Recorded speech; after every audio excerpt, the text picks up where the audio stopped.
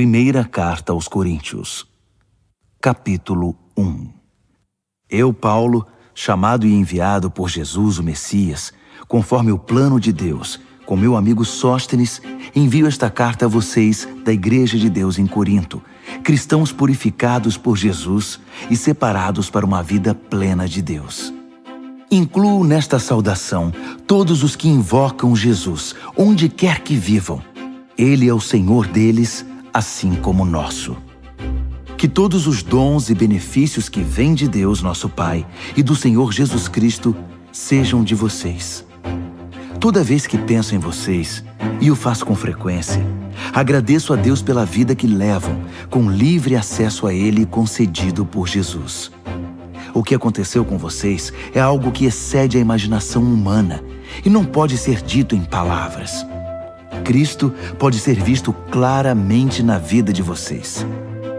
Basta pensar que vocês não precisam de nada, já têm tudo. Todos os dons de Deus estão entre vocês, que aguardam com expectativa o retorno do Senhor Jesus. Além disso, Deus está com vocês, disposto a mantê-los no caminho, até que todas as coisas sejam acertadas de vez por Jesus. Deus, que conduziu vocês a esta aventura espiritual, compartilha conosco a vida do seu Filho e nosso Senhor Jesus. Ele jamais irá desistir de vocês. Nunca se esqueçam disso. Tenho uma preocupação séria a compartilhar com vocês, meus amigos, pela autoridade de Jesus, nosso Senhor. Tentarei ser o mais direto possível. Vocês precisam aprender a entrar em acordo. Devem ter consideração uns pelos outros, cultivando a vida em comum. Menciono a questão porque alguns membros da família de Chloe me deram uma notícia preocupante, que estão brigando entre vocês. Vou dizer exatamente o que ouvi. Vocês estão criando partidos e declarando: eu estou do lado de Paulo, ou eu prefiro Apolo, ou Pedro é o meu líder, ou eu pertenço ao grupo do Messias. Pergunto a vocês, o Messias por acaso foi cortado em pedacinhos para que cada um de nós tenha uma parte dele? Paulo foi crucificado por vocês? Algum de vocês foi batizado em nome de Paulo? Não participei de nenhum dos batismos de vocês, com exceção dos de Crispo e Gaio.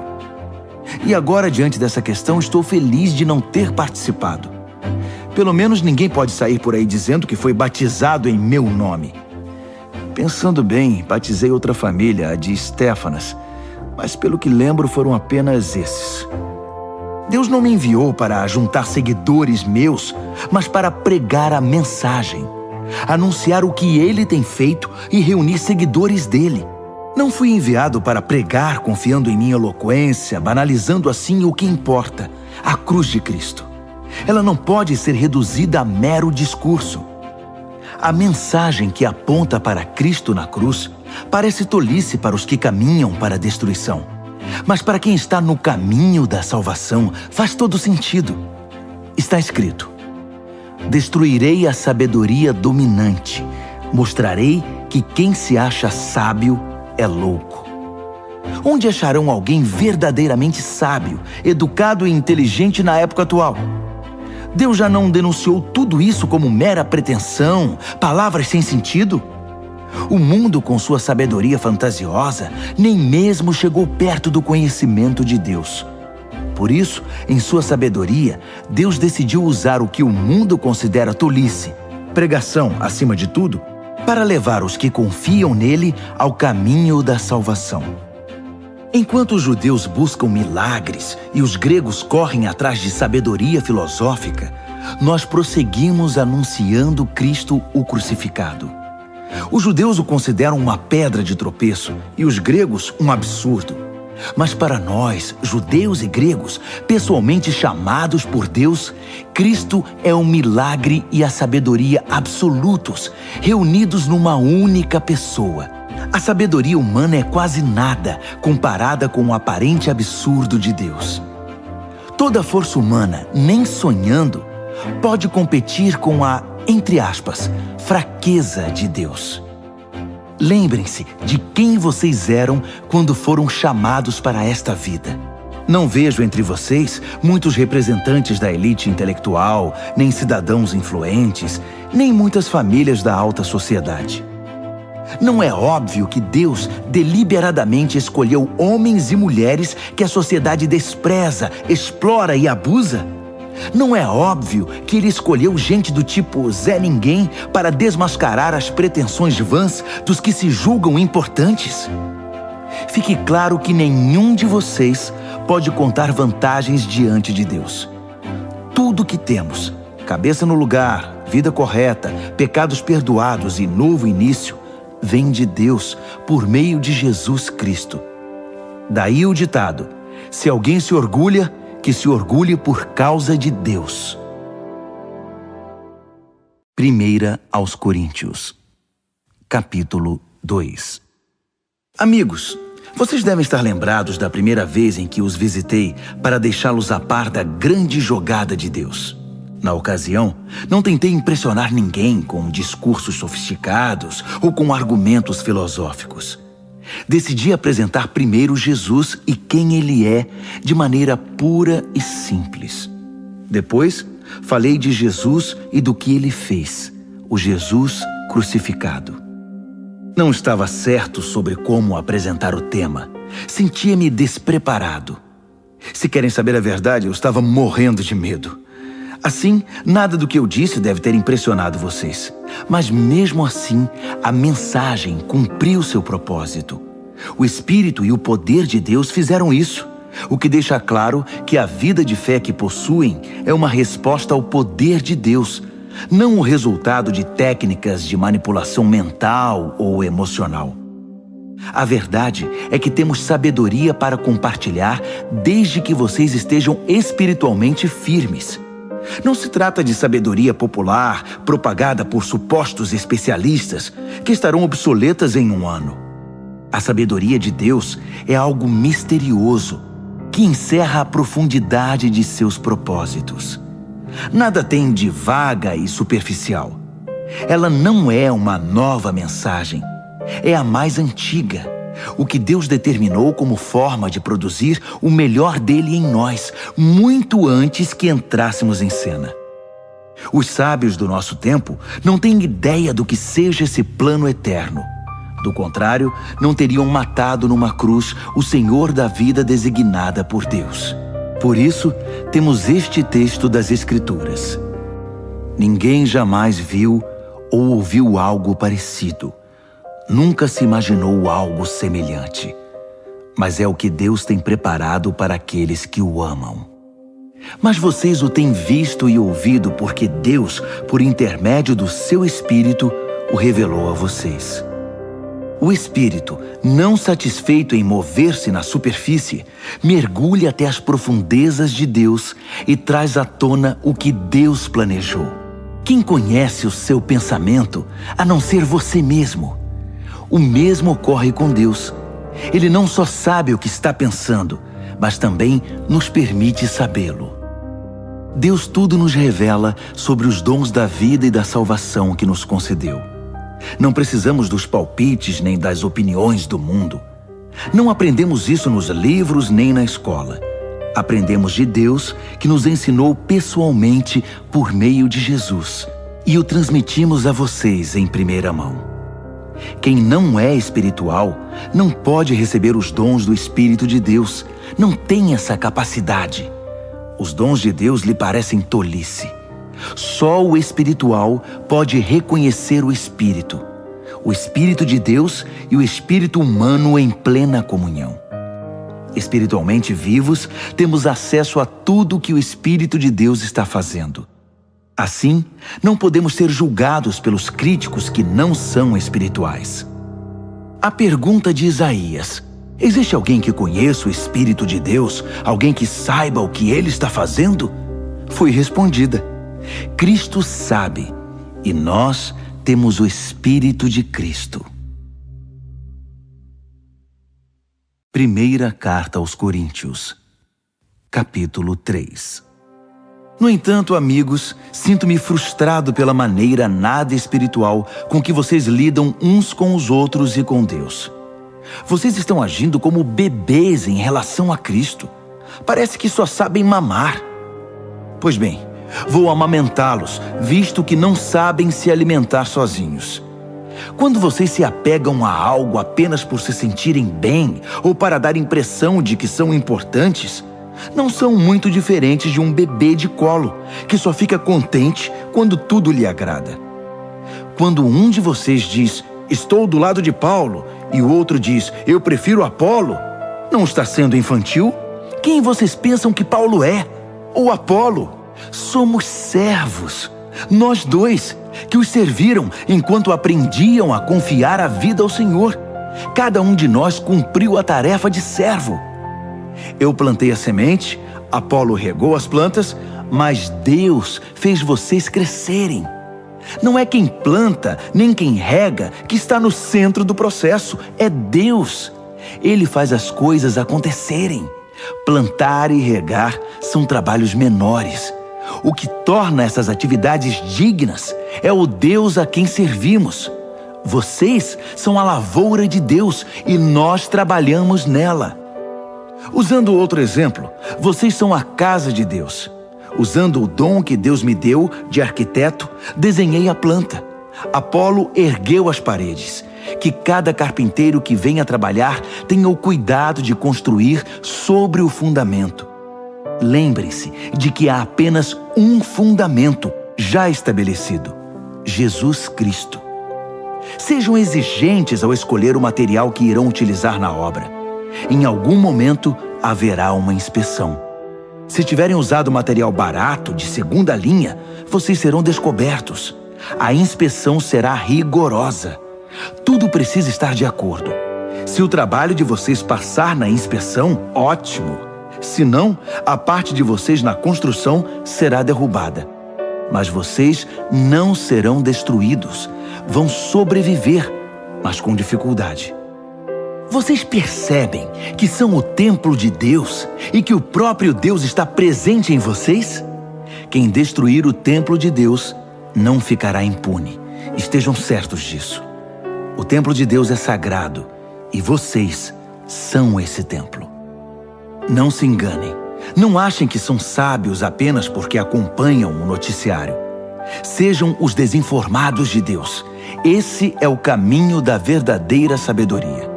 Gente que o mundo considera esperta, Deus chama de tola. Está registrado nas Escrituras. Ele expõe as segundas intenções dos que andam de nariz empinado. O Senhor vê através da cortina de fumaça dos que se acham. Não quero ouvir nenhum de vocês contando vantagem acerca de vocês mesmos nem de ninguém. Tudo já é de vocês. Foi um presente.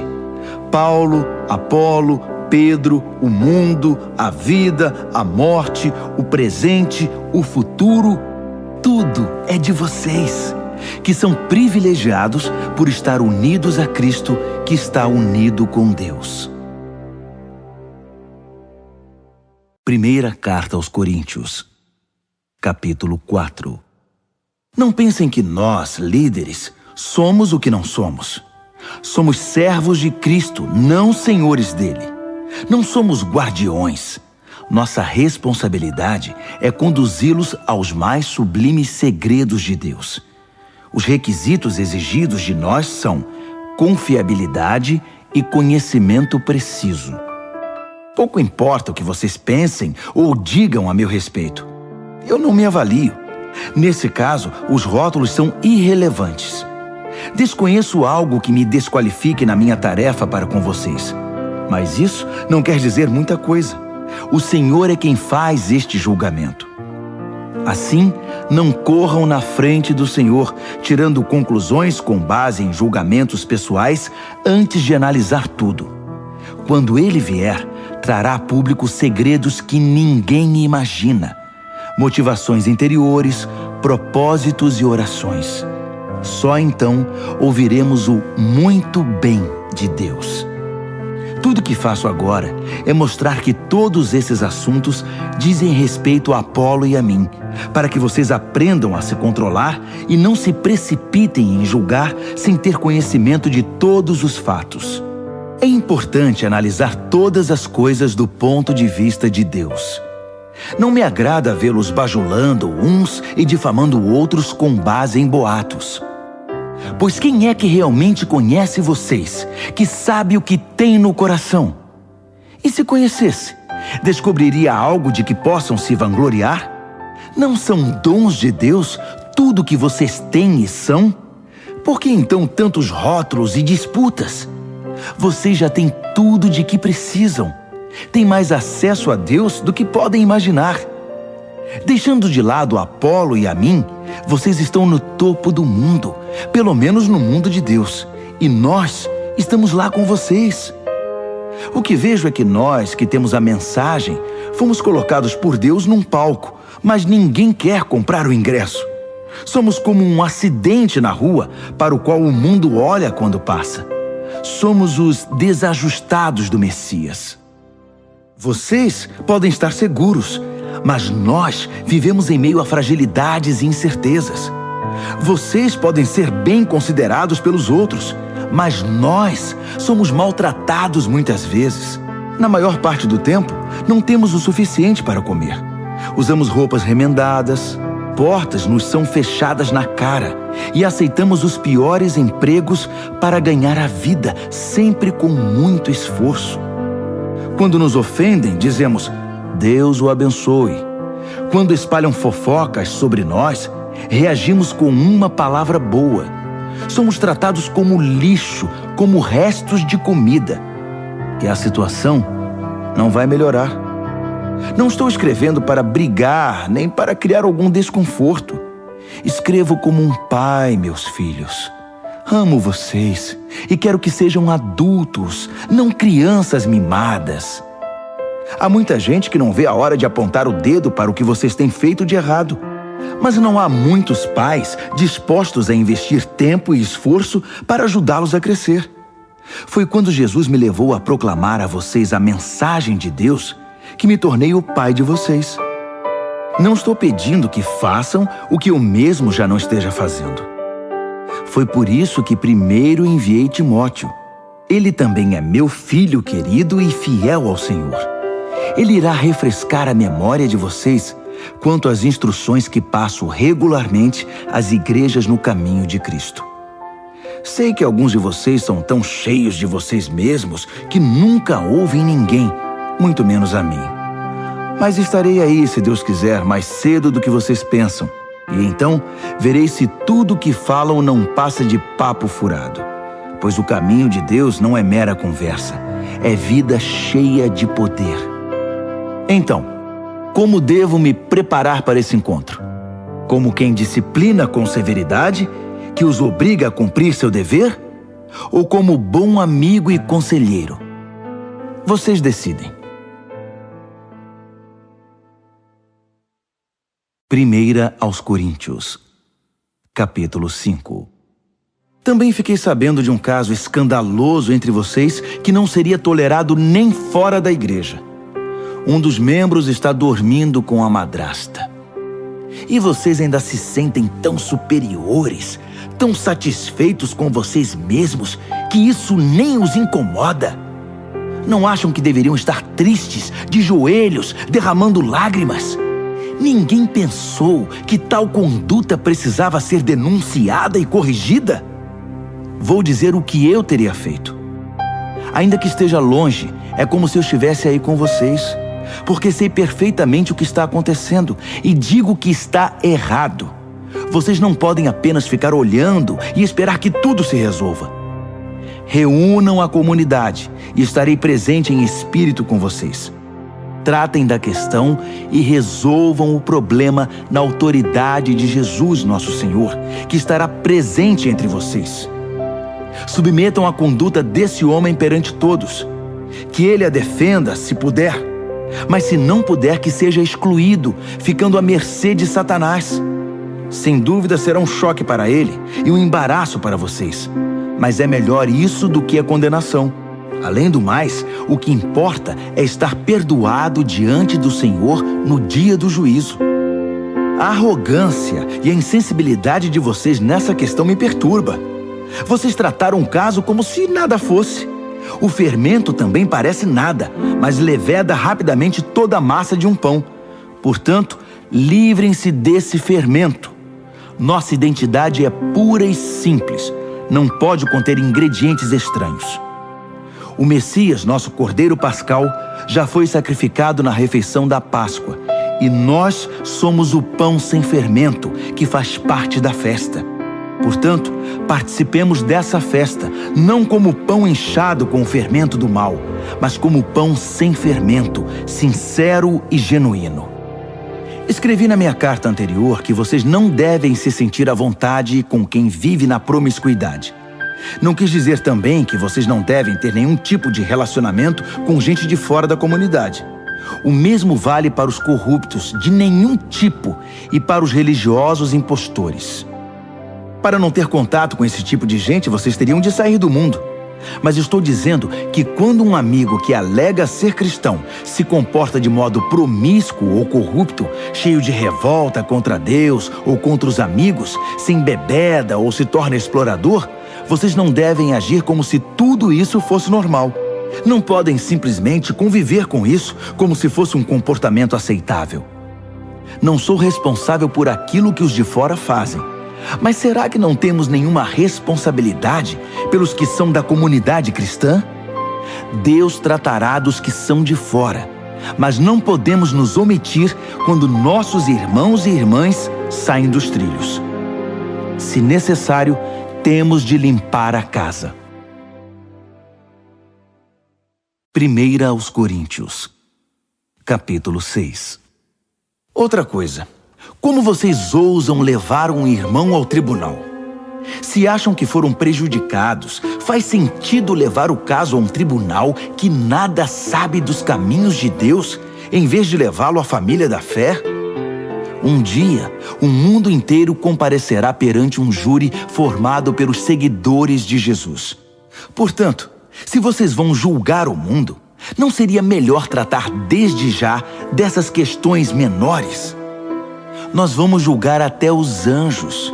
Por que então não julgar assuntos corriqueiros? Quando há desentendimentos, por que buscar a solução em gente que vocês mesmos não confiam? Digo isso com toda franqueza, para que percebam a bobagem que estão fazendo. Será possível que não há ninguém sensato entre vocês que possa tomar decisões justas quando surgem disputas e desentendimentos? Não acredito. E vocês estão levando o irmão ao tribunal perante gente que nem sequer crê em Deus. Como podem fazer justiça se não creem no Deus da justiça? Batalhas judiciais são manchas na comunidade. Não seria melhor arcar com o prejuízo e esquecer tudo? Agindo assim, vocês estão incentivando mais erros e injustiça e causando mais sofrimento à família cristã. Não percebem que esse não é o caminho de se viver? Os injustos que não se preocupam com Deus não farão parte de seu reino. Quem usa e abusa das pessoas, do sexo, da terra e de tudo que nela existe, não se qualifica como cidadão do reino de Deus. Estou falando de libertinagem heterossexual, devassidão homossexual, idolatria, ganância e vícios destruidores. Alguns de vocês, por experiência, sabem do que eu estou falando, pois não faz muito tempo vocês estavam nessa lista. Mas foram purificados e tiveram uma nova chance oferecida por Jesus, nosso Senhor e Messias, e pelo Deus presente em nós, o Espírito. Só porque algo é correto diante da lei, não significa que seja espiritualmente apropriado. Se eu saísse por aí fazendo tudo que tenho direito de fazer, seria um escravo dos meus caprichos. Vocês conhecem o velho ditado? Primeiro você come para viver, depois vive para comer? Pois bem, pode ser verdade que o corpo seja apenas temporário, mas não é desculpa para entupi-lo de comida ou entregar-se ao sexo. Uma vez que o Senhor nos honra com um corpo, honremos também a Ele com o nosso corpo. Deus honrou o corpo do Senhor, levantando-o do túmulo. Ele usará o mesmo poder para ressuscitá-los. Até lá, lembrem-se de que nosso corpo foi criado com a mesma dignidade do corpo do Senhor. Vocês não levariam o corpo do Senhor a um prostíbulo, levariam? Espero que não. Sexo é mais do que pele sobre pele. É tanto um mistério espiritual quanto um ato físico. Como está nas Escrituras, os dois se tornam um. Já que queremos nos tornar espiritualmente um com o Senhor, não devemos buscar o tipo de sexo que foge do compromisso e da intimidade, ficando mais solitários ainda. O tipo de sexo que nunca se torna um. Há um aspecto no qual os pecados sexuais são diferentes de todos os outros. No pecado sexual, violamos a sacralidade do corpo, que foi feito para o amor idealizado por Deus para tornar-se um com a outra parte. Ou vocês não sabem que o corpo é um lugar sagrado onde mora o Espírito Santo? Vocês percebem que não podem viver de qualquer maneira desperdiçando algo pelo qual Deus pagou um preço tão alto? A parte física não é mero apêndice da parte espiritual. Tudo pertence a Deus. Portanto, deixem que as pessoas vejam Deus no corpo de vocês e através dele.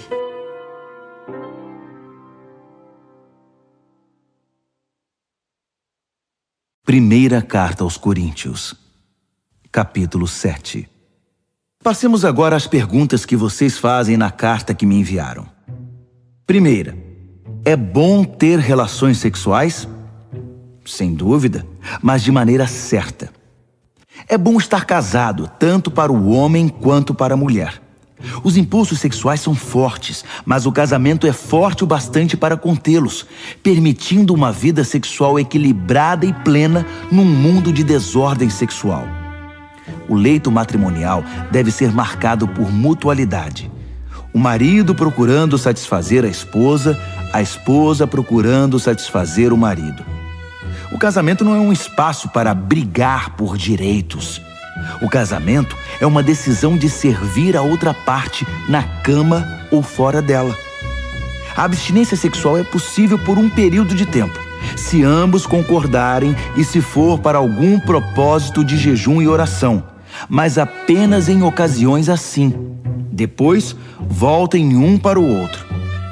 Satanás conhece maneiras engenhosas de nos tentar quando menos esperamos. Entendam que não estou ordenando tais períodos de abstinência.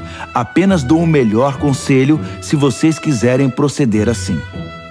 Às vezes, penso que seria melhor que todos fossem solteiros como eu. Uma vida mais simples em muitos sentidos. Mas o celibato não é para todos. Assim como o casamento também não. Deus dá a alguns o dom de ser solteiro e a outros o dom de ser casado.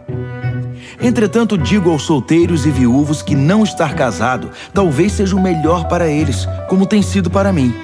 Mas se não conseguirem conter seus desejos e emoções, devem se casar. As dificuldades do casamento são de longe preferíveis à vida do solteiro sexualmente tentado. Se você está casado, continue casado. Ordem do Senhor, não minha. Se a esposa abandonar o marido, ela deve permanecer solteira ou então voltar atrás e se acertar com ele. E o marido não tem o direito de se livrar da esposa.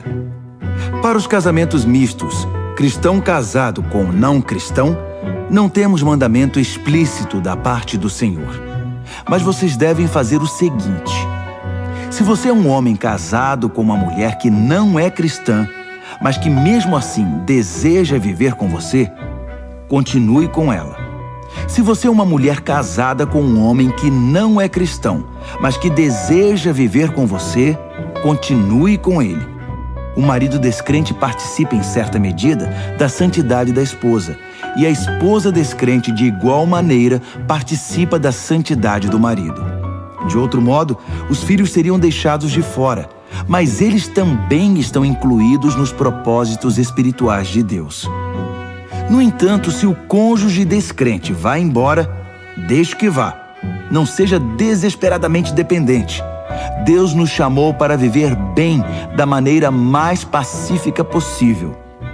Você, esposa, não tem como saber se o seu modo de agir pode trazer seu marido de volta, não apenas para você, mas para Deus. Marido, você não tem como saber se o seu modo de agir pode trazer sua esposa de volta não apenas para você, mas para Deus. Não alimente o desejo de estar em outro lugar ou com outra pessoa. Você está agora no lugar que Deus preparou para você. Viva, obedeça, ame e creia nesta situação. É Deus, não sua situação conjugal, que define sua vida. Não pensem que estou sendo mais duro com vocês do que com outras igrejas. Dou o mesmo conselho a todas elas. Você era judeu quando Deus o chamou? Não desfaça sua condição. Você era não judeu no tempo do seu chamado? Não tente se tornar judeu.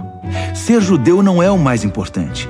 O que importa é obedecer ao chamado de Deus e seguir seus mandamentos. Continue como você estava quando Deus o chamou. Você era escravo? Escravidão não é obstáculo para crer. Não quero dizer que você esteja impedido de sair. Se você tiver uma chance de obter a liberdade, vá em frente. Estou apenas tentando dizer que com seu novo Senhor você vai experimentar uma liberdade maravilhosa, inimaginável. Mas se você era livre quando Cristo chamou, irá experimentar como é maravilhoso tornar-se escravo de Deus, o que é igualmente inimaginável. Todos vocês, escravos e livres, um dia foram reféns de uma sociedade pecaminosa. Mas um valor imenso foi pago pelo resgate de vocês.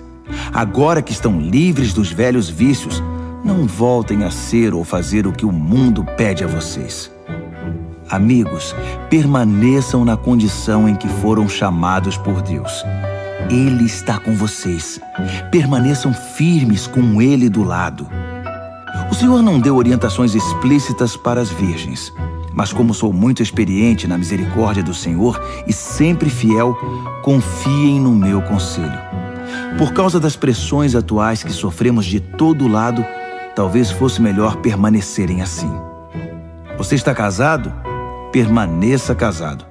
Não está casado? Não se case. Mas se vier a se casar, não comete pecado. O que estou dizendo é que quando você se casa, assume um peso a mais, numa época já estressante demais. Eu queria poupá-los disso. Quero ressaltar, amigos, que o tempo é essencial. Não há tempo a perder. Portanto, não compliquem a vida desnecessariamente. Vivam de maneira simples. No casamento, na tristeza, na alegria, no que for. Mesmo em assuntos corriqueiros, como na rotina diária das compras. Sejam econômicos na escolha das muitas coisas que o mundo tenta empurrar para vocês. O mundo, como vocês o conhecem, está se desvanecendo. Quero que vivam o máximo que puderem, livres de complicações. Quem não é casado está livre para se dedicar unicamente ao Senhor. O casamento envolve a pessoa nos emaranhados da vida doméstica e na necessidade de agradar o cônjuge. Essas demandas exigem quase toda a atenção. O tempo e a energia que os casados gastam no cuidado mútuo podem ser utilizados para Deus por quem não é casado. Estou tentando facilitar as coisas, não torná-las mais difíceis. Tudo que desejo é que vocês sejam capazes de desenvolver um modo de vida no qual possam se dedicar ao Senhor sem distrações. Se um homem tem uma amiga a quem é leal, mas não tem intenção de se casar, decidido a servir a Deus como solteiro e depois muda de ideia e decide casar-se com ela, ele deve ir em frente e se casar, não é pecado. O casamento não está um degrau abaixo do celibato, como alguns dizem. Mas se o homem está bem em sua decisão pela vida de solteiro dedicada a Deus, e for essa sua convicção, não algo que lhe foi imposto, ele deve permanecer assim. O casamento é espiritual e moralmente correto, e não é de modo algum inferior ao celibato. Embora, como já disse, por causa dos tempos em que vivemos, tenho razões pastorais para encorajar o celibato. A esposa deve permanecer com o marido enquanto ele viver. Se ele morrer, ela está livre para se casar com quem quiser. É claro que deve casar-se com um cristão e ter a bênção do Senhor. Mas por enquanto, vocês sabem que penso que ela fará melhor se não se casar outra vez. O Senhor, na minha opinião, está de pleno acordo com esse conselho.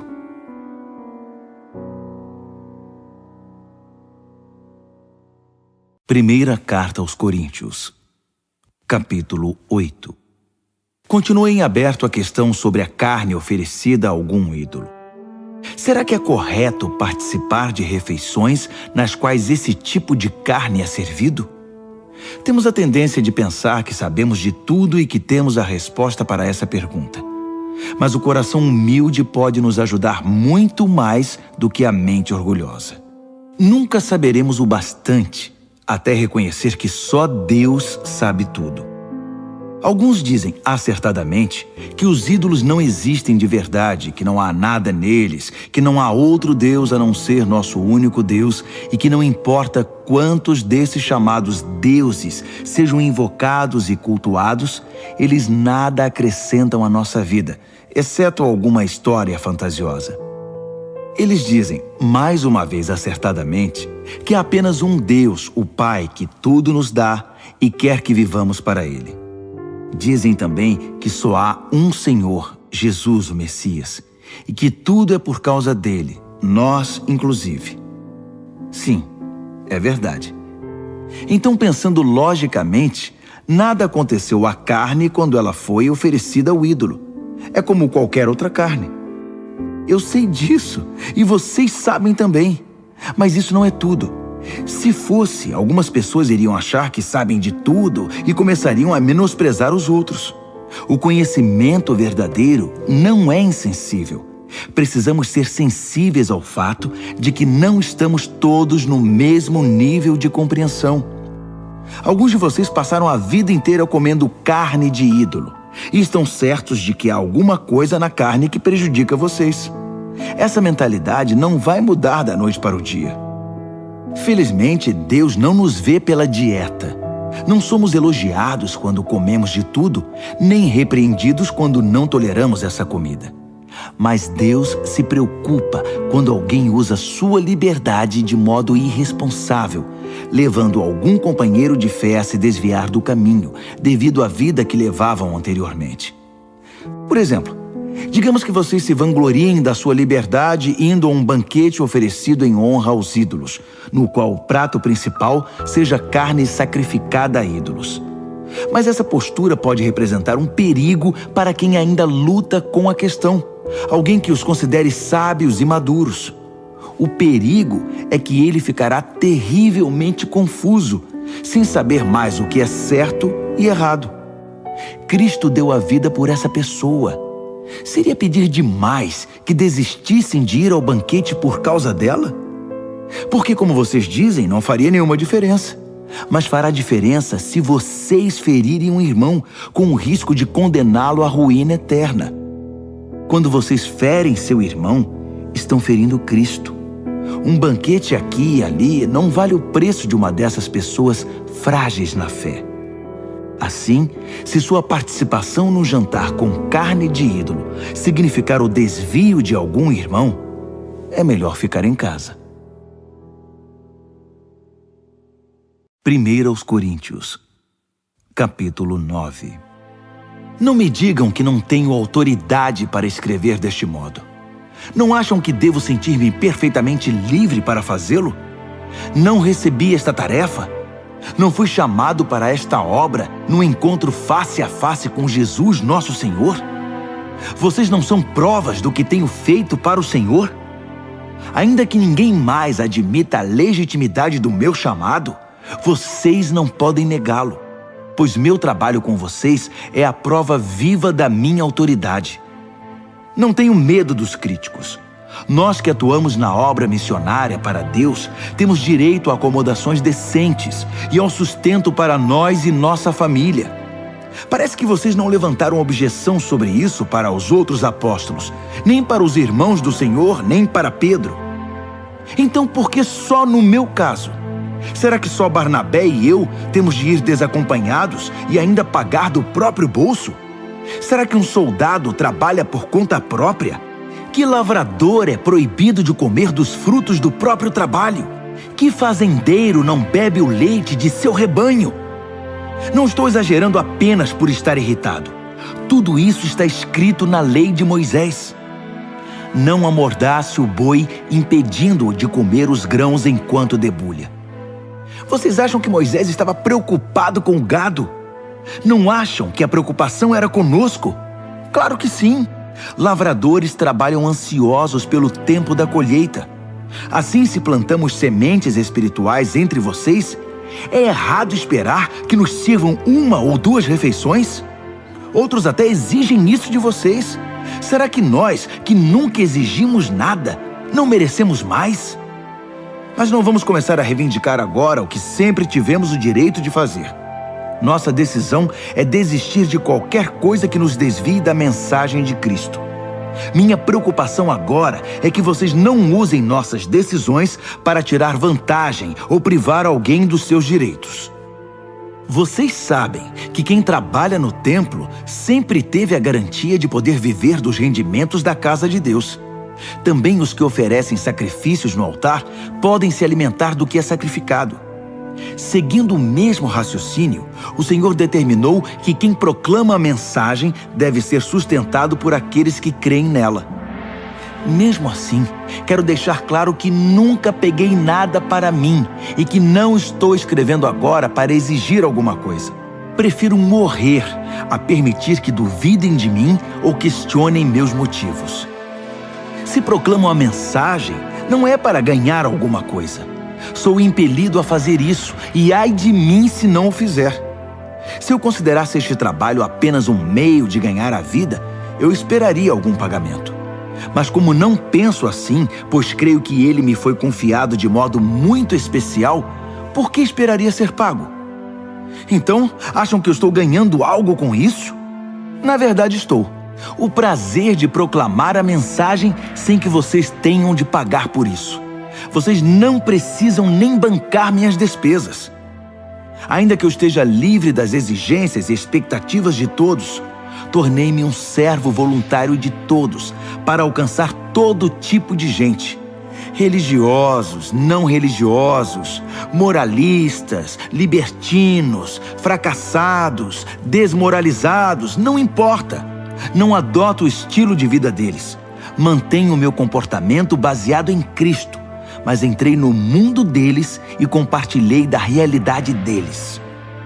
Tornei-me servo em minha tentativa de levar alguns dos que eu encontrei pelo caminho para uma vida salva por Deus. Fiz tudo por causa da mensagem. E não queria apenas falar dela, eu queria estar nela. Todos vocês já foram ao estádio e viram as corridas. Vários atletas correm, mas apenas um vence. Correr para vencer.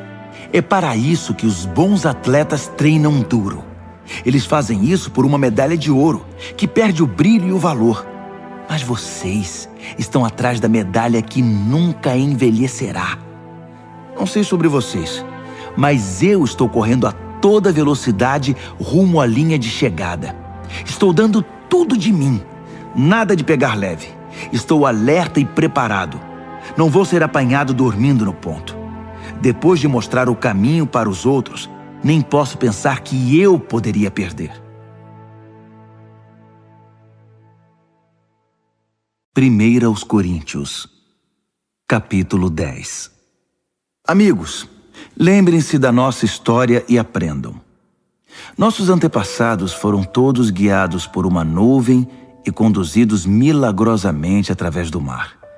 Eles passaram através das águas, num batismo como o nosso, enquanto Moisés os levava da morte e da escravidão para a vida de salvação.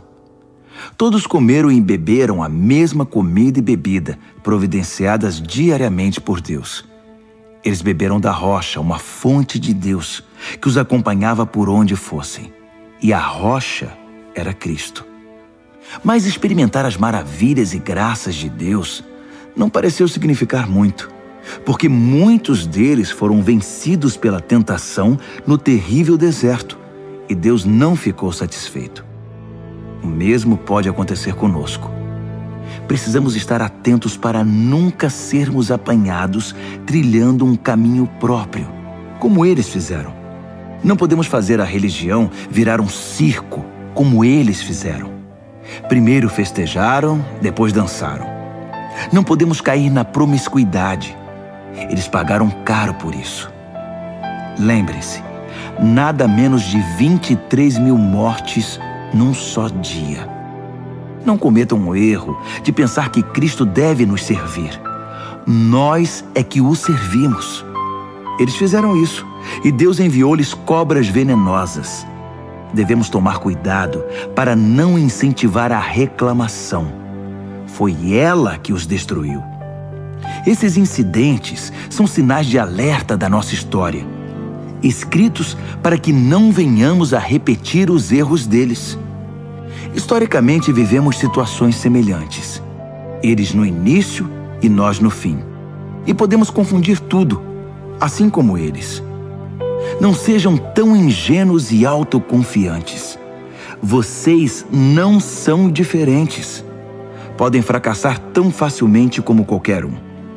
Nada de confiar em vocês mesmos. Isso é inútil. Mantenham a confiança em Deus. Nenhuma tentação, nenhum teste que surge no caminho de vocês é maior que o enfrentado por outros. Tudo o que vocês precisam lembrar é que Deus não deixará que fracassem. Ele nunca permitirá que sejam pressionados além do limite, mas estará sempre com vocês para ajudá-los a vencer a tentação. Portanto, prezados amigos, quando virem alguém reduzindo Deus a algo que possam usar ou controlar como um ídolo, afastem-se dessa pessoa o mais rápido que puderem. Reconheço que estou me dirigindo a cristãos maduros. Tirem suas conclusões. Quando bebemos o cálice da bênção, não estamos participando do sangue da própria vida de Cristo? E não ocorre o mesmo com o pão que partimos e comemos? Não estamos participando do corpo da própria vida de Cristo? Por haver um pão, é que apesar de muitos, nos tornamos um. Cristo não está dividido em nós. Em vez disso, nós nos tornamos um nele. Não reduzimos Cristo ao que somos. Ele nos eleva ao que Ele é. É o que aconteceu no antigo Israel. Os que comeram os sacrifícios oferecidos no altar de Deus participaram da ação de Deus no altar. Percebem a diferença? Sacrifícios oferecidos a ídolos são oferecidos a nada, pois o ídolo não é nada, ou pior do que nada, um demônio. Não quero que vocês se tornem parte de algo que os diminua. E vocês não podem estar em dois caminhos, participando do banquete do Senhor num dia e festejando com demônios no outro. O Senhor não suporta isso. Ele nos quer por inteiro. É tudo ou nada. Acham que podem aborrecê-lo sem prejuízo? Analisando a situação por certo ângulo, vocês poderiam dizer: tudo está certo. Por causa da imensa generosidade e da graça de Deus, não precisamos dissecar nossos atos para saber se serão aprovados. Mas a questão não é apenas confirmar se está certo. Queremos viver bem, mas nosso objetivo principal deve ser ajudar os outros a viver bem. Se partirem desse princípio, o bom senso os conduzirá pelo resto do caminho. Comam qualquer coisa vendida no açougue. Não é preciso encarar tudo como um teste de idolatria. A terra, afinal de contas, é de Deus, e tudo que há nela. Esse tudo inclui todo tipo de carne. Se um descrente o convida para jantar e você deseja ir, não recuse o convite. Aproveite e coma de tudo que for oferecido.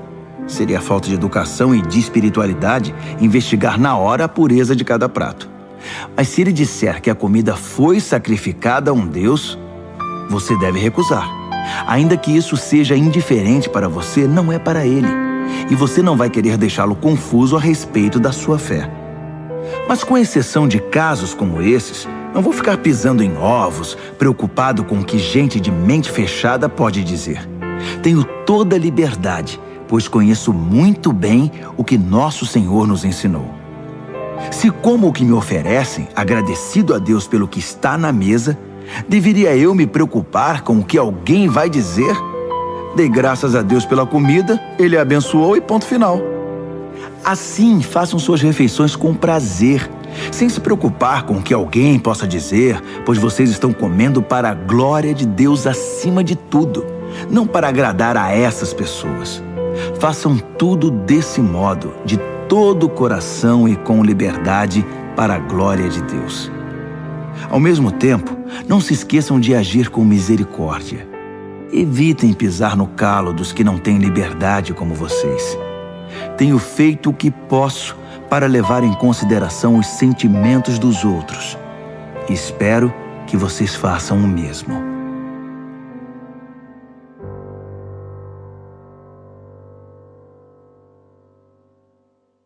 Primeira Carta aos Coríntios, capítulo 11. Fico feliz por saber que vocês continuam a se lembrar de mim e a me honrar, guardando as tradições da fé que ensinei. Toda autoridade verdadeira vem de Cristo. No relacionamento conjugal, existe a autoridade da parte de Cristo para o marido e da parte do marido para a esposa. A autoridade de Cristo é a autoridade de Deus. Qualquer homem que fala com Deus ou sobre Deus sem respeito pela autoridade de Cristo está desonrando o Senhor. E a esposa que fala com Deus sem respeito para com a autoridade do marido está desonrando seu marido. Pior ainda, está desonrando a si mesma. Uma cena lamentável. É como se estivesse com a cabeça rapada. Essa é a origem do costume de a mulher cobrir a cabeça no culto, enquanto o homem tira o chapéu.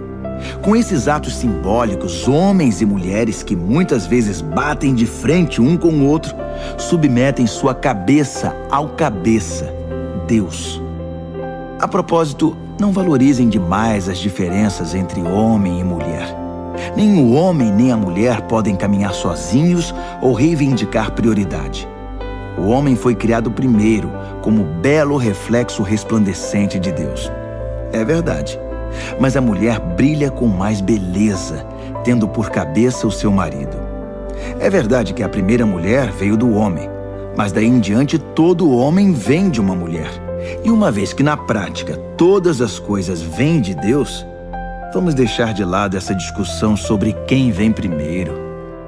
Vocês não concordam que fica bem uma mulher com seu belo cabelo orar a Deus em adoração? Isso nos lembra a atitude dos anjos. Também não fica bem um homem orar a Deus com a cabeça coberta em reverência, mostrando submissão? Não há um belo simbolismo natural aqui? Todavia, espero que não fiquem debatendo sobre isso. Todas as igrejas de Deus veem a questão dessa maneira. Não quero que vocês sejam exceção. Quanto ao próximo item, não estou satisfeito. Soube que quando vocês se reúnem, o pior em vocês aparece, não o melhor. Para começar, temos as divisões, pois vocês competem e se criticam mutuamente. Estou relutante em crer nisso, mas entendo o que se passa. O que posso dizer é que todas essas diferenças trarão à luz a verdade e a confirmarão. Descobri também que vocês levam suas divisões para o culto. Vocês se reúnem, mas em vez de comer da mesa do Senhor, trazem comida aos montes e comem feito animais. Alguns ficam de fora e vão para casa com fome, enquanto outros precisam ser carregados, pois ficam bêbados demais para andar. Não posso acreditar. Vocês não têm casa para comer e beber? Por que profanar a igreja de Deus? Por que humilhar os pobres?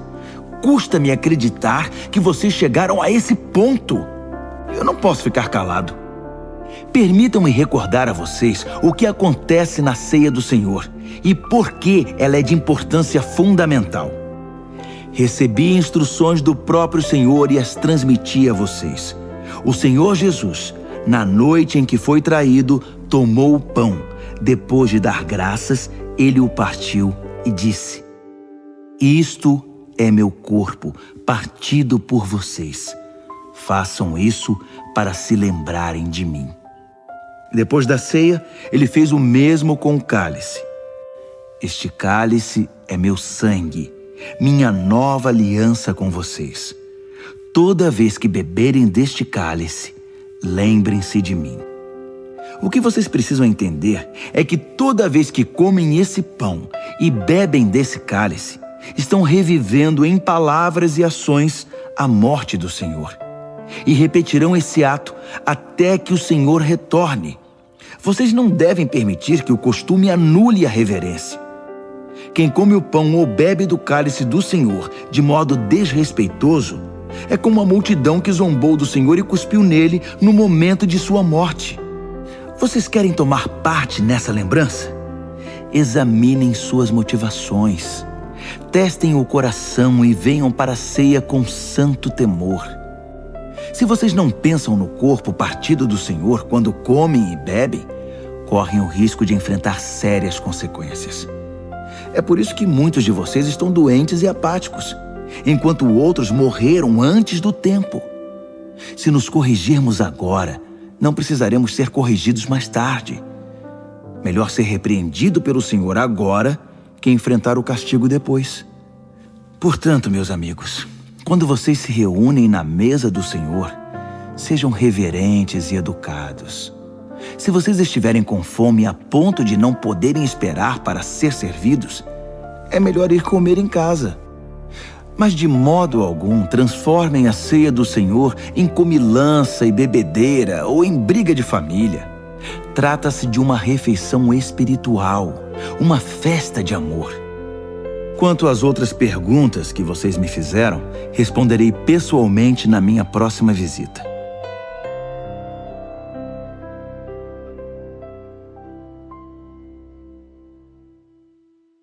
Primeira Carta aos Coríntios, capítulo 12. Quero agora falar sobre as várias maneiras pelas quais o Espírito de Deus se manifesta em nossa vida. O tema é complexo e quase sempre mal compreendido, mas vocês precisam ser informados. Vocês se lembram de como eram quando não conheciam Deus, mudando de um Deus falso para outro, sem saber o que estavam fazendo, apenas imitando o que todos faziam? Na vida cristã é diferente. Deus quer que usemos a inteligência.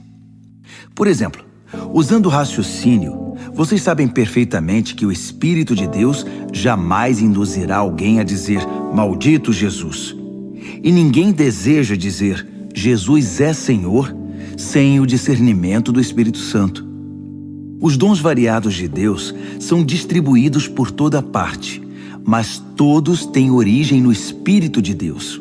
Os variados ministérios são desenvolvidos em toda parte, mas todos têm origem no Espírito de Deus.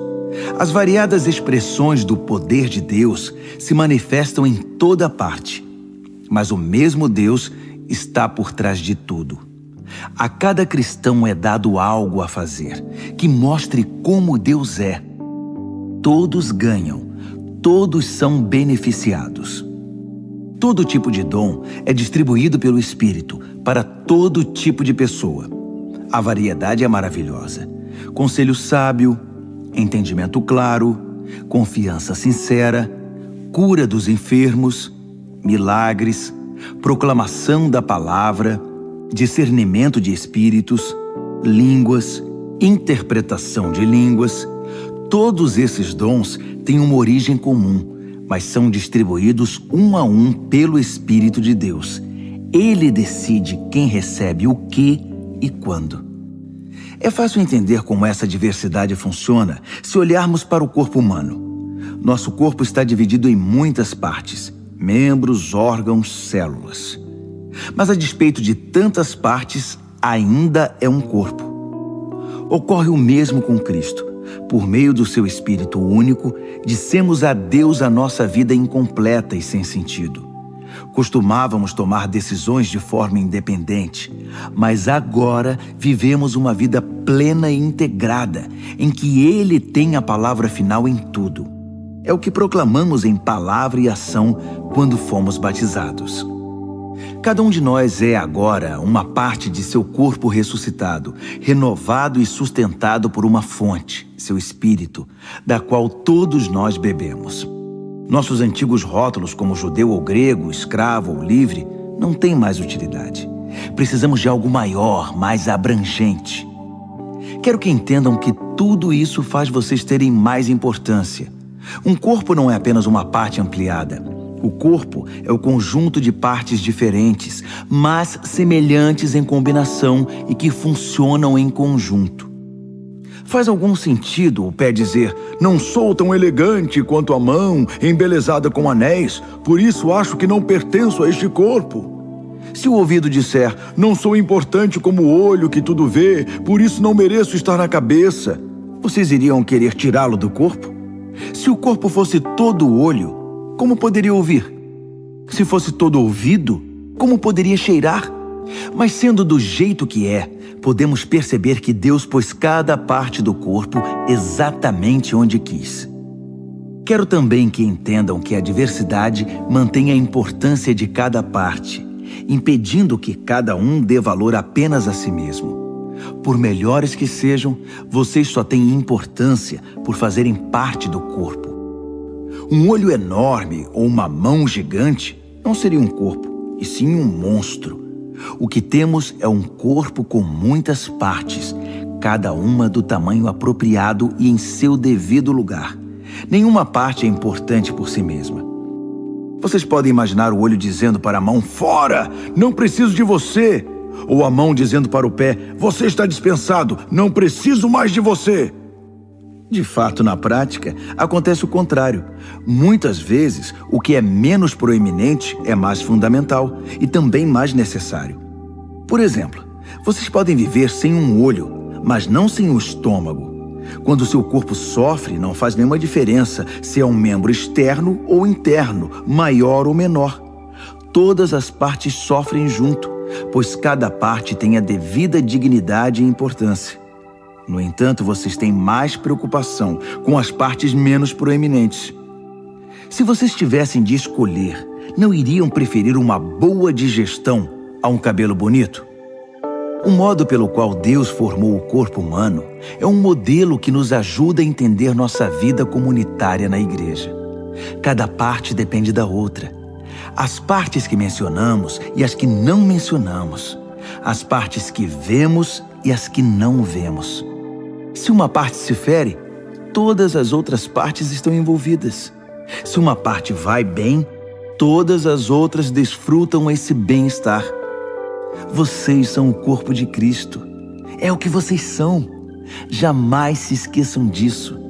Só depois que vocês reconhecem que participam desse corpo, é que a parte de vocês adquire algum significado. Vocês conhecem algumas partes que Deus estabeleceu na igreja, que é seu corpo: apóstolos, profetas, mestres, operadores de milagres, gente com dom de cura, gente com capacidade para ajudar, gente com capacidade de administrar, gente que ora em línguas. Não é óbvio que a Igreja de Cristo é um corpo completo marcada pela diversidade? Nem todos são apóstolos, profetas, operadores de milagres, gente com dom de cura. Nem todos oram em línguas.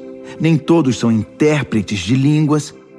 Mesmo assim, alguns de vocês ficam competindo, querendo ser uma das partes importantes.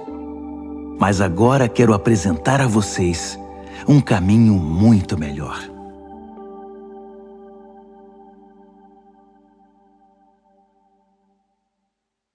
1 aos Coríntios, capítulo 13.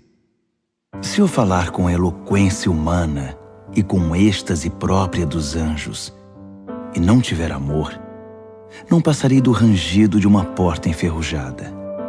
Se eu pregar a palavra de Deus com poder, revelando todos os mistérios e deixando tudo claro como o dia, ou se eu tiver fé para dizer a uma montanha pule e ela pular, e não tiver amor, não serei nada.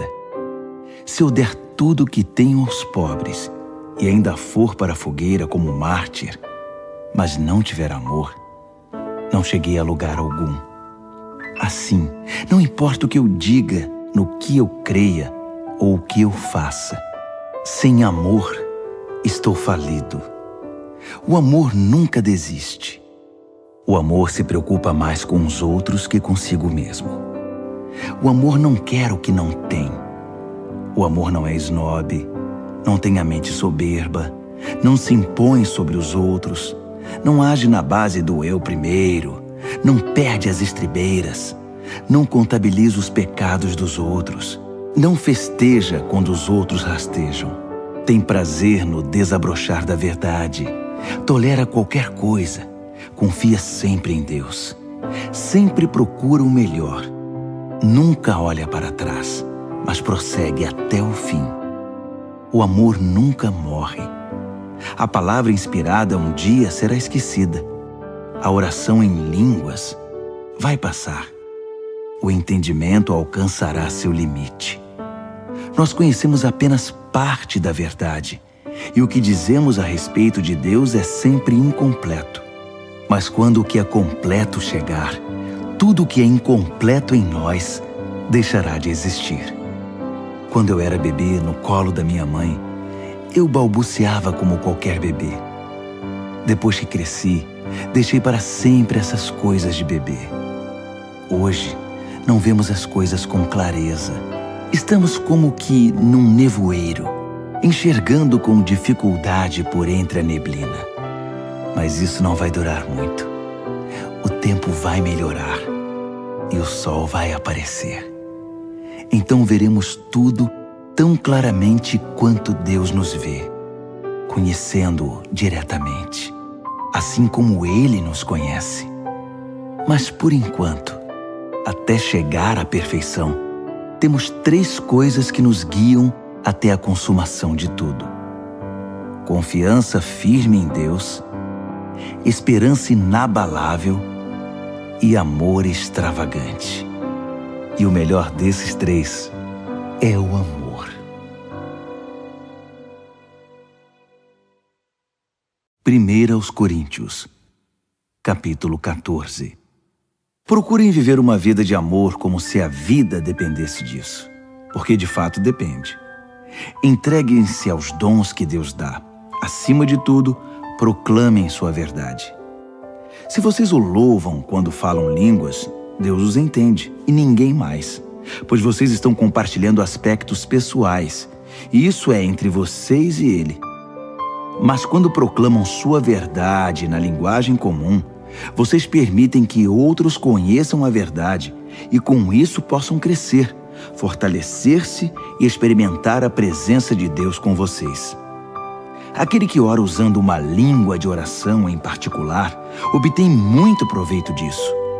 Mas proclamar a verdade de Deus à igreja na língua comum produz crescimento e fortalecimento para a comunidade. Meu desejo é que todos vocês desenvolvam intimidade com Deus em oração. Mas não parem aí. Prossigam e proclamem sua verdade com clareza aos outros.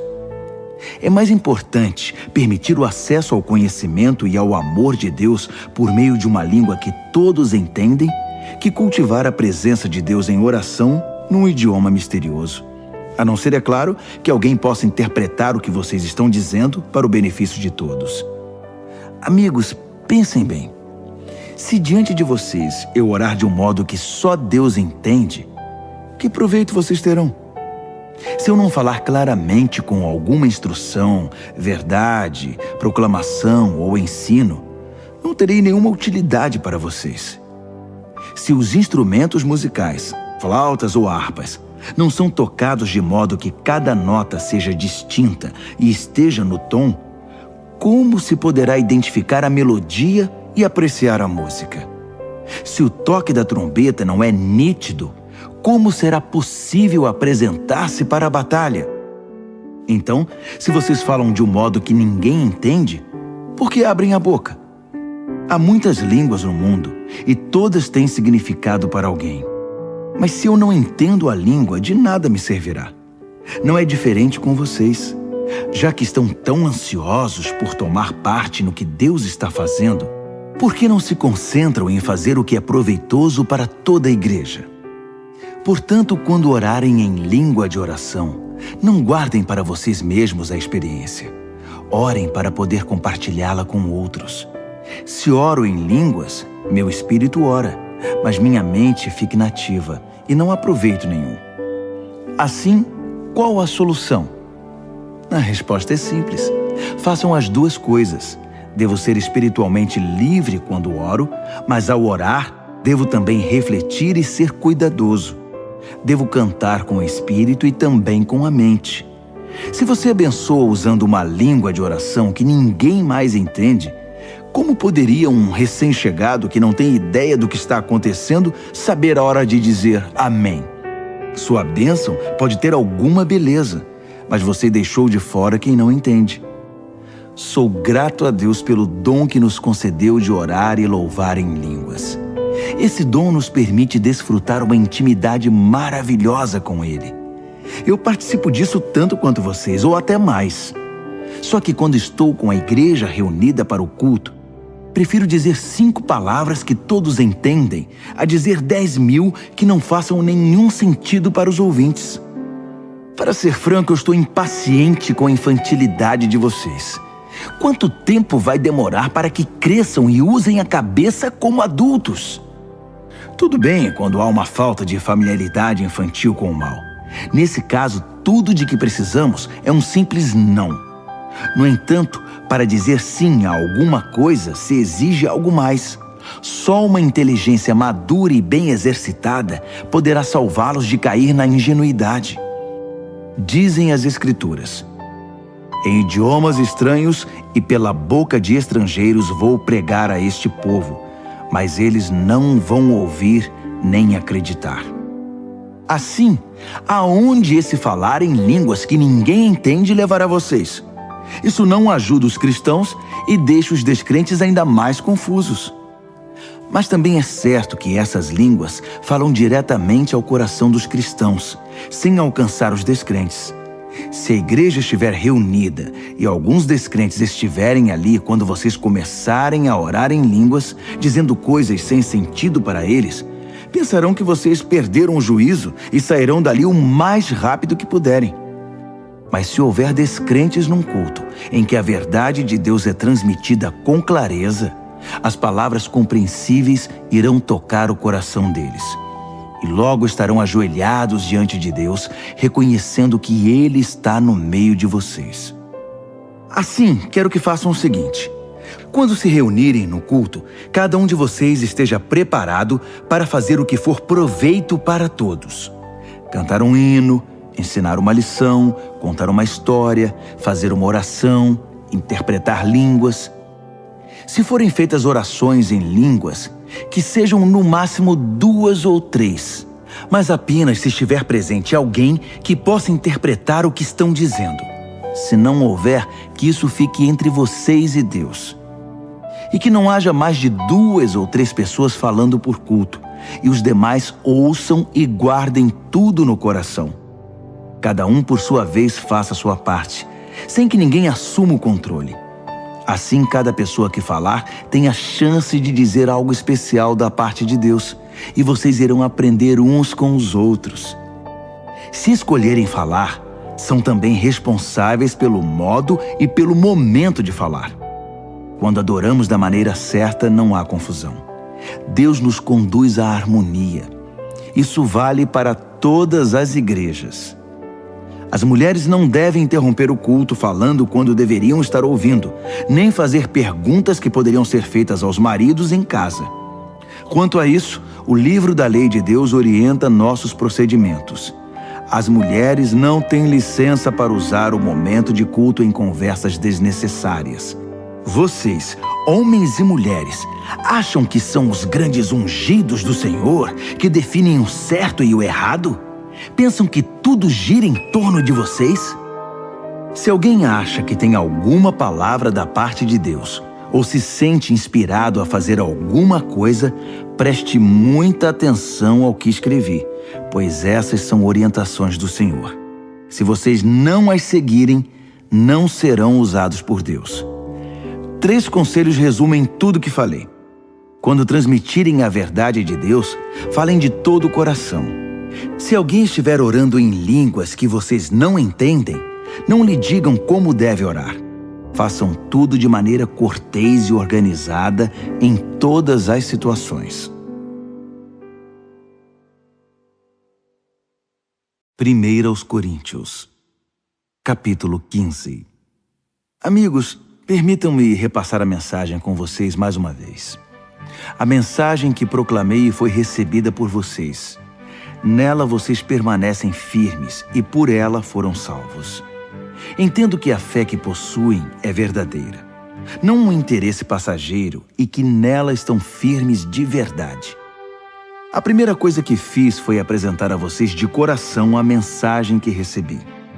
O Messias morreu pelos nossos pecados, exatamente como dizem as Escrituras. Foi sepultado e se levantou da morte no terceiro dia. Mais uma vez, exatamente como dizem as Escrituras. Falei a vocês que ele apareceu vivo a Pedro, depois aos seus seguidores mais próximos e mais tarde a mais de 500 seguidores ao mesmo tempo. Muitos deles estão por aí, ainda que alguns já tenham morrido. Depois, ele passou um tempo com Tiago e com o restante dos que chamou para falar em seu nome. E, finalmente, apareceu vivo a mim. Faz todo sentido que eu viesse por último, pois nem mereço ser incluído no grupo original, como vocês bem sabem, já que passei anos perseguindo a Igreja de Deus. Mas a mim foi concedida a graça bondosa de Deus. E a ela devo tudo que sou. Não posso permitir que sua graça seja desperdiçada. Não trabalhei mais que qualquer um dos outros, embora os resultados não tenham dependido de mim, mas sim de Deus que me deu sua graça. Então não faz diferença se vocês ouviram a mensagem de mim ou de outro. Nós falamos a verdade de Deus e vocês a receberam e creram. Agora quero fazer uma pergunta difícil, mas importante. Se vocês se tornaram cristãos crendo que Cristo está vivo, ressuscitado dos mortos, como podem alguns de vocês afirmar que não há ressurreição? Se não há ressurreição, Cristo não está vivo. Se Cristo não ressuscitou, tudo o que ensinamos a vocês está errado, e vocês investiram a vida em uma ilusão.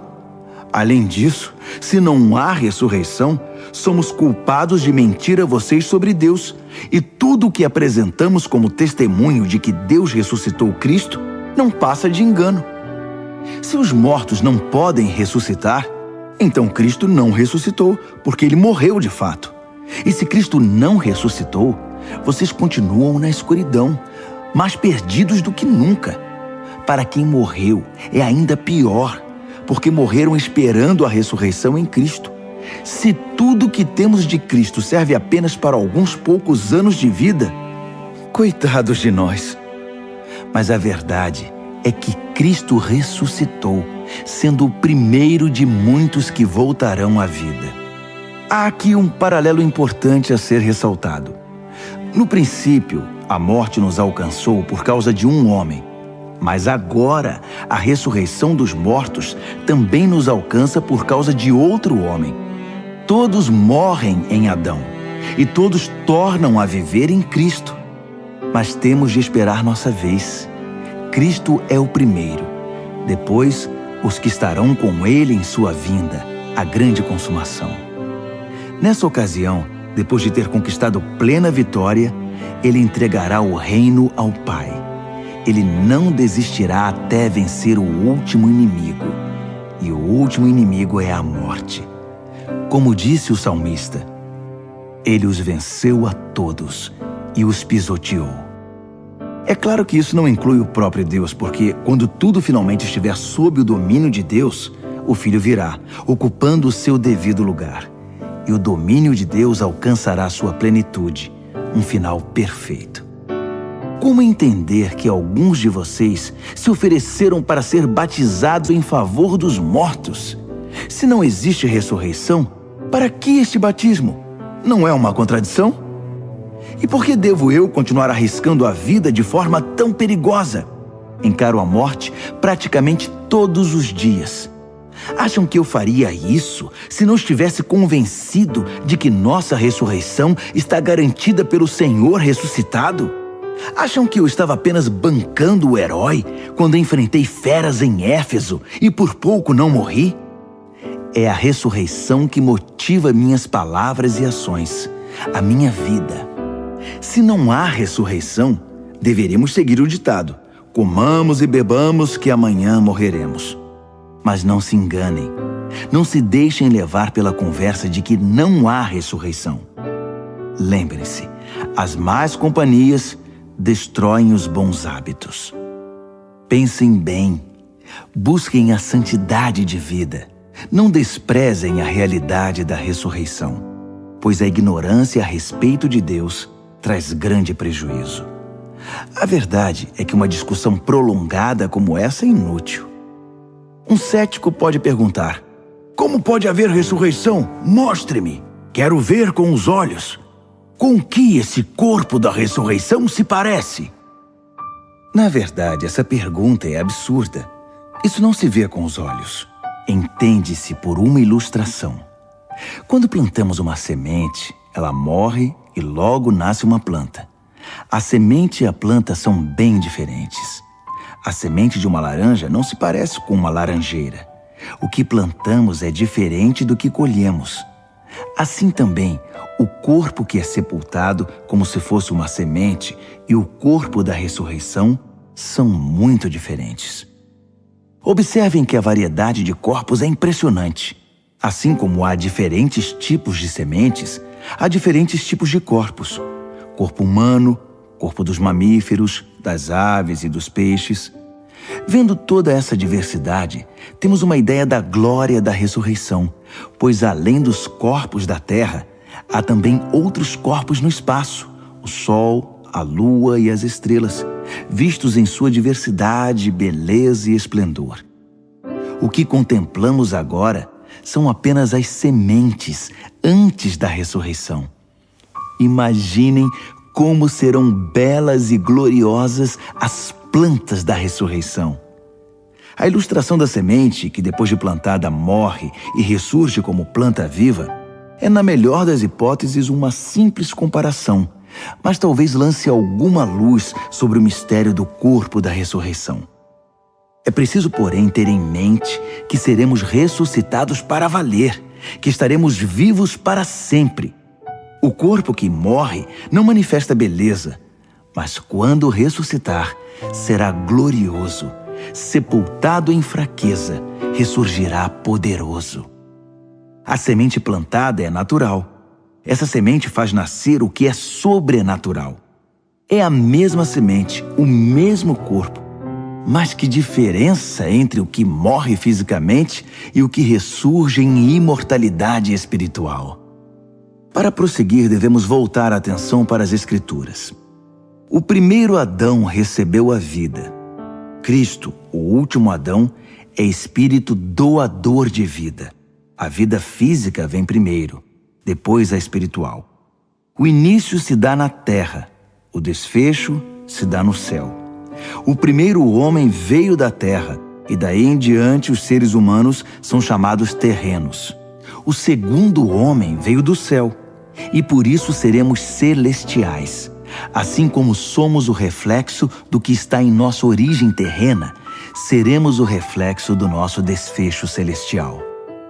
Amigos, eu preciso enfatizar que a vida natural terrena não nos leva ao reino de Deus. Sua própria natureza é morrer. Portanto, ela não poderia terminar naturalmente na vida do reino que dura para sempre. Mas quero compartilhar algo maravilhoso. Um mistério que talvez eu nunca entenda totalmente. Nem todos os cristãos vão morrer, mas todos serão transformados. O toque da última trombeta soará num piscar de olhos e o fim chegará. Ao sinal da trombeta celeste, os mortos se levantarão para nunca mais morrer, pois a morte perderá seu poder. Do mesmo modo, todos nós seremos transformados. Na ressurreição será assim. O que é perecível será substituído pelo que é imperecível. O mortal substituído pelo imortal. Então fará sentido o ditado: finalmente foi a morte derrotada pela vida. Ó morte, não está agora vencida? Ó morte, quem temerá a que era temida? Foi o pecado que tornou a morte tão terrível. E foi o código legal da culpa que conferiu ao pecado sua influência destruidora.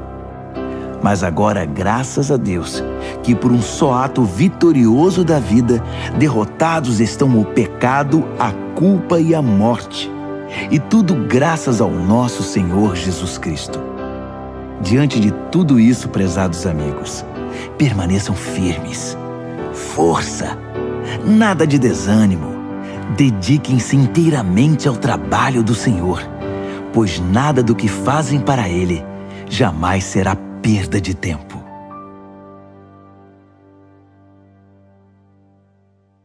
Primeira aos Coríntios, capítulo 16. No caso da oferta que está sendo arrecadada para ajudar os cristãos pobres, dou a vocês as mesmas instruções que dei às igrejas da Galácia. Todo domingo, cada um traga a sua oferta. Sejam generosos. Guardem o que for recolhido para que, quando eu chegar, tudo esteja pronto e eu não precise fazer nenhum apelo.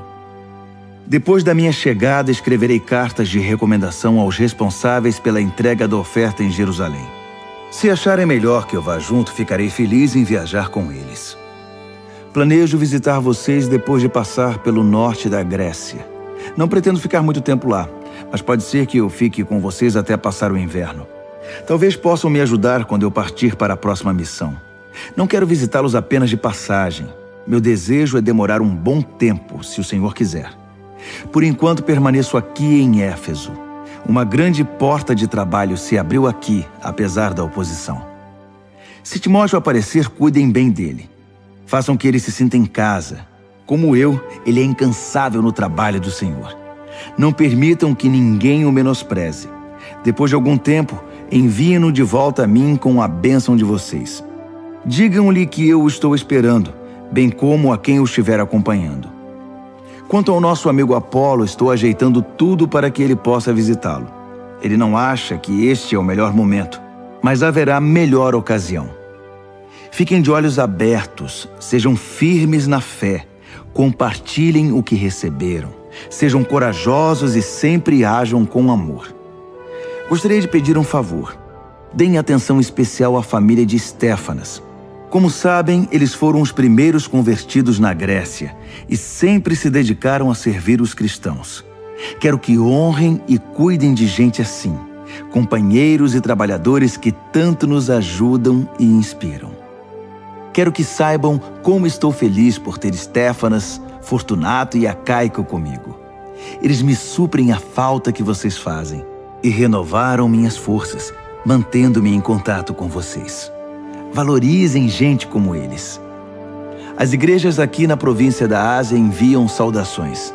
Áquila, Priscila e a igreja que se reúne na casa deles enviam saudações. Todos os amigos aqui enviam saudações.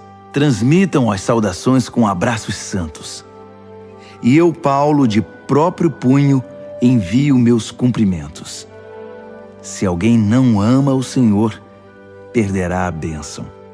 Aguardem a vinda do Senhor.